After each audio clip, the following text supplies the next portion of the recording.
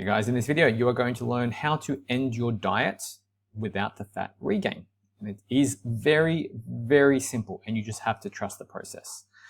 And this does go into diet break information as well. So I'm going to quickly touch on diet breaks and how that works with this. But this is technically, you've lost all the fat that you've ever wanted to lose. You know, you're within your healthy waist ranges and or, you know, as a male, you're somewhere around that low body fat percentage, like 12%. For women, you're around that 20%, potentially 17% if you're really lean. And you're like, I am done. I don't want to lose any more fat. I look fantastic. What do I do? I'm going to show you some proof. And I'm going to give you an example of a client who I currently am training, and she's just about to finish up. But this is Claudia. You can see she's gone from just below 75-ish kilos, and we've gotten her down into sort of like the low to mid 50s, right? So 55, just above 55, 54 at the lowest, right? So from here, she's done basically a year's worth of fat loss. There was a few diet breaks in between. You can see these spikes here, which is all perfectly normal and planned.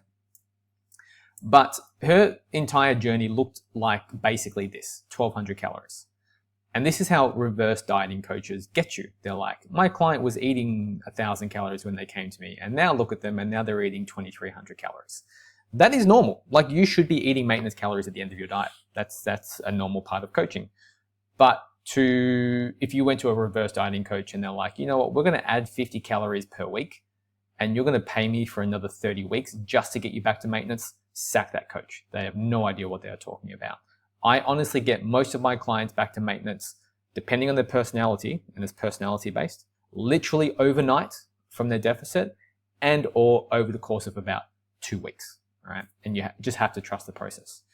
So Claudia dieted mostly close to about 1,200 calories. Some days, some weeks was 13, some days was closer to 11, right? We did nothing crazy. For majority of this transformation, she was training 2 days of weight training a week. She's a busy mum with her husband. I actually trained her husband as well. He's done fantastic. He's lost like 20-ish, 30 kilos. 1,200 calories is what it looked like most of the time. But Shannon, 1,200 will crash your metabolism, blah, blah, blah. No, it won't, right? This is the number that was allowing her to lose weight at a very predictable, healthy rate each week. She got about 10,000 steps a day. She did 2 weight training sessions per week. It is what it is. If she could eat 1,600 calories and get the same results, we would have done 1,600 calories, right? It would have been what it would have been. Now, majority of her process looked like this. Then at the end of her diet, we do what's called the stabilization phase, where we want to lock in her weight for 4 weeks. We don't want to see past the initial bump, which is going to be this little blip here. We don't want to see a continuous increase in weight. As you can see here, her weight has been very stable for the last 6-ish weeks, right? A couple of higher bumps here or there. It's perfectly healthy, perfectly normal. There are generally 2 ways you can go about this. And again, this is mostly personality based. You can do the slower reverse diet where you gradually increase calories over time.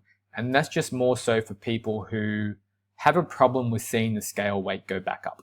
All right. If you don't have a problem with the scale weight, you're like, yep, I'm ready to get back to maintenance. Then you can literally do it overnight. Literally go back to your predicted new maintenance almost overnight. Almost. There's going to be a slight caveat. And this is how we generally like to do it. So I'm going to get my little pen tool out here. So we want to go from 1,200 calories. We're at baseline calories here.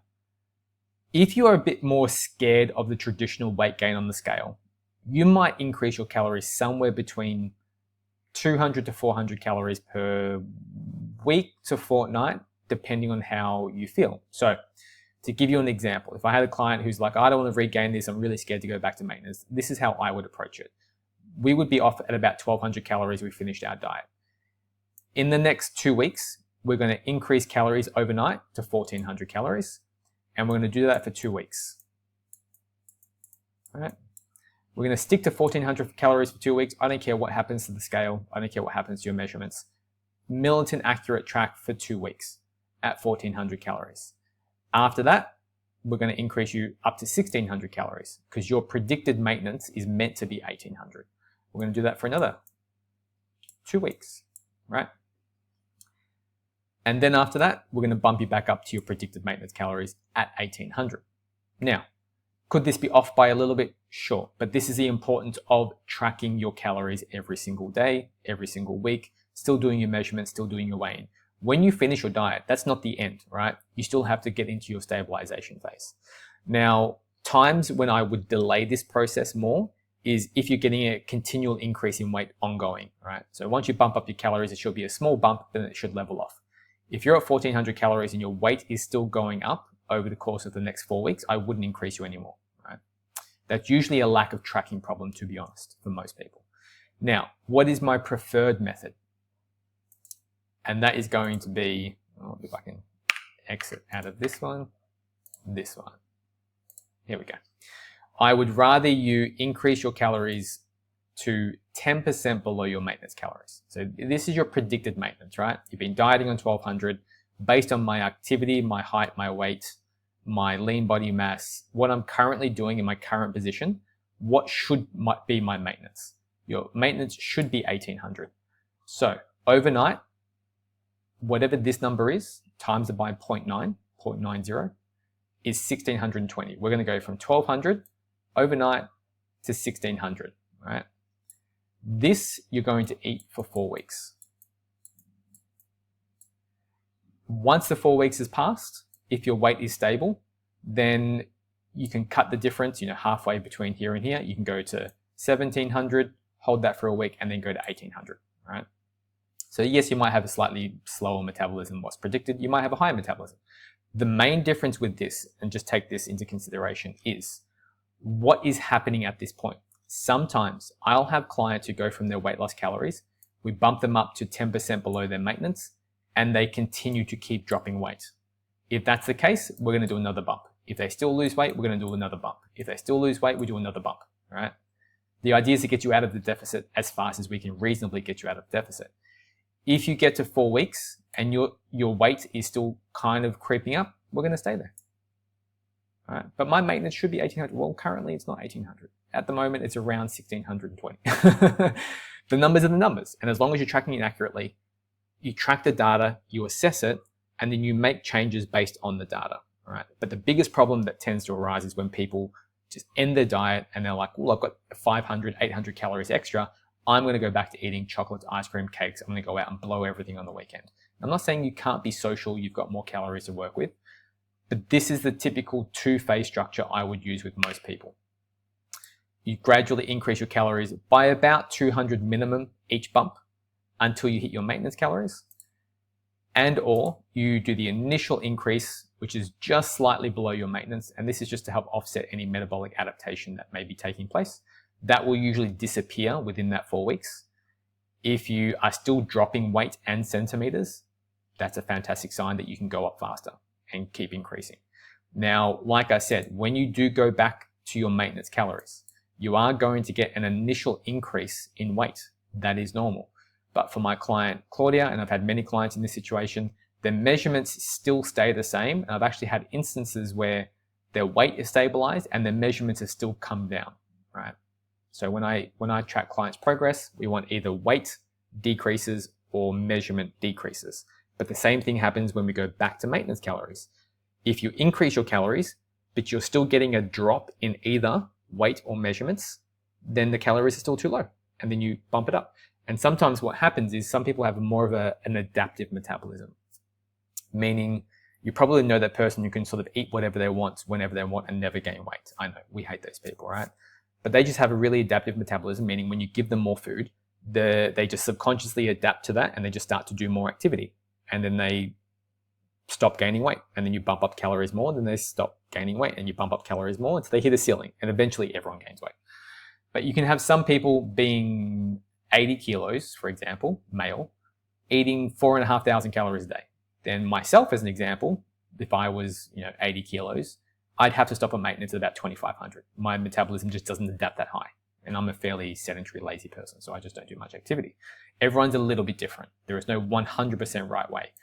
But the most important thing take home from this is you want to track the data and make changes accordingly. So if you want the more slower approach, you don't need to add 5 grams of fat, 5 grams of carbs a week. Bump it up an initial amount to 300 calories. Bump it up another amount after 2 weeks. Bump it up back to your maintenance. This should only take you less than a month. The faster approach and the stabilization phase, get back to just below your maintenance for about 4 weeks. After that, bump it up by another 100 to 200 calories back to your expected maintenance. Worst case scenario, if you start to gain fat or you start to go up in your weight over time, bring it back down for 2 weeks. That's it. That's as complicated as it needs to be. It doesn't need to be any harder or any easier than that. Obviously, I do this for a living, right? If you need help and this is something that you would like me to take you through, all the information links will be in the description below. There is 4 weeks of free online coaching if you want to give that a try as well. You can message me on Instagram, drop your questions in the comments below. You can contact me at my email address, which is here. Even though sometimes knowing the thing, sometimes people just still need the guidance and the accountability. I actually had a client who messaged me who's currently in a fat loss phase, and she was freaking out a little bit that her weight wasn't going down. When we checked the data, she was actually down 0.6%. And it was just enough of my reassurance to say, you're doing exactly what you should be doing. Your rate of weight loss is fantastic. Just keep going. And that's because she was just comparing her daily weigh-ins in the last 2 to 3 days, and they just seemed quite stagnant. But her rate of weight loss over the course of the month is amazing, right? And that's a big part of what my job is just reassuring you that you're actually still doing the right thing. And I give you the proven system, the proven plan to get you lean and also get you out of the diet without the excessive fat regain. Obviously, if you go back to your old habits, you're going to gain the weight back.